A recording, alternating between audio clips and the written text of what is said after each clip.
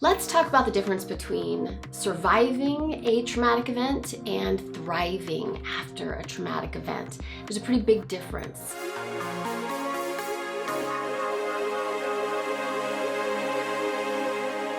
I'm Stacy Rocklein, and I help people write new love stories about themselves so they can stop loving behind a wall and start living a life deeply connected to people who love them for who they really are. So we all have trauma in our lives, and there's different levels of trauma, but they all matter.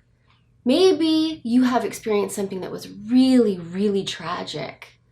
And maybe someone else just had a parent who ignored them or had a sibling say a mean thing to them.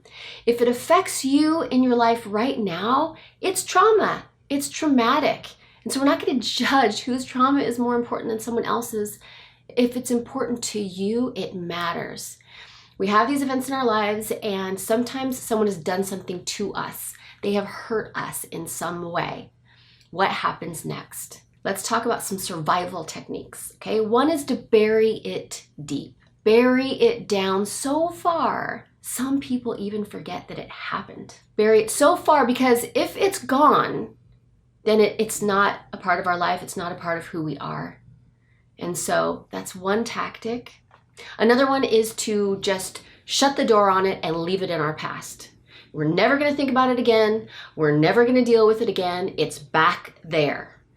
And you acknowledge that it happened, but you're not going to touch it no matter what. You can go forward and live a wonderful life using these survival techniques, but there's a little bit of energy in something that's been buried deep within you that's painful, and there's a little bit of energy that is behind that door that you shut. So some people, the ones who come into my world, get to a point where they realize that surviving isn't enough and they want to thrive.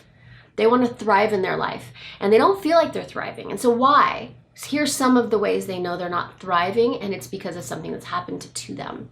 One is when their brain lands on that event or a memory of that event or that person, anything like that. You know, you drive past that person's house, or you see a car that's the kind of car that they drove, or something stimulates that memory, icky feelings come up. You feel disgust. You feel hatred, feel fear about that person. These aren't good feelings. And so if they keep occurring, that's one reason people know they're not thriving. Other times they just have a sense that they feel unworthy, that they don't love themselves enough, and know that it comes from the things that have happened to them. Another way is that they are repeating patterns over and over and over in their life. Unhealthy ones, whatever that may be, in their relationships, in their behaviors, and they know that those behaviors were born somewhere, probably in their past. And so when people start to feel like they're surviving, but they're not thriving, that's when they end up in my world with coaching. That's a way to help you through it. Courses, books, all kinds of resources out there. How does it feel when you're thriving? When you're thriving and that event comes to mind, those icky feelings don't come up.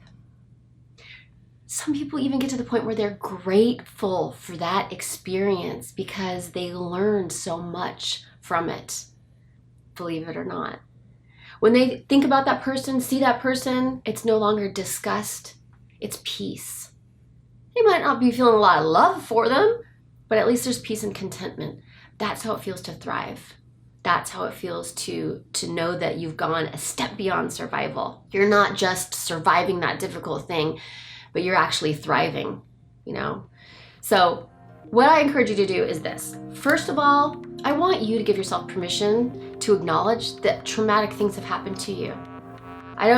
So many people will say like, well, gosh, look what's happened to her. I have no right to have that pain about my own experience, but you do have that right. And I want you to give yourself that right.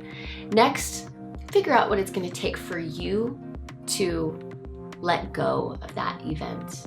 And like I said, there's all kinds of resources, and there's coaching, and I've got a class, the 21-Day Heart Cleanse, where we go deep diving into the past so that we can dig up those events and that we can unlock ourselves from them so we can step past survival into thriving.